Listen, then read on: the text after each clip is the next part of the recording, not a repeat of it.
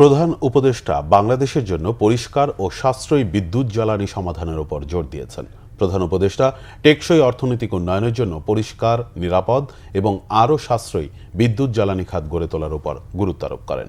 বৃহস্পতিবার সন্ধ্যায় অ্যানথ্রোপোসেন ইনস্টিটিউশনের chairman curl page এবং তার সহকর্মীদের সাথে একটি ভার্চুয়াল সম্মেলনে কথা বলার সময় অধ্যাপক ইউনুস বলেন, বিশ্বের সবচেয়ে ঘনবসতিপূর্ণ এবং জলবায়ু সংবেদনশীল দেশগুলোর মধ্যে একটি বাংলাদেশ জীবাশ্ম জ্বালানির উপর যার দীর্ঘস্থায়ী নির্ভরতা চালিয়ে যেতে পারে না।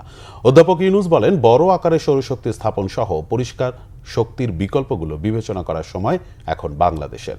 কার্ল পেজ নতুন প্রজন্মের পারমাণবিক প্রযুক্তি এবং হাইব্রিড সিস্টেমের সাম্প্রতিক অগ্রগতির কথা তুলে ধরেন, যা নির্ভরযোগ্য শূন্য কার্বন শক্তি সরবরাহ করে। অধ্যাপক ইউনুস স্বীকার করেন যে অন্তর্বর্তীকালীন সরকার সম্প্রতি সৌরশক্তি গ্রহণ ত্বরান্বিত করার লক্ষ্যে একটি নতুন জাতীয় বিদ্যুৎ নীতি চালু করেছে।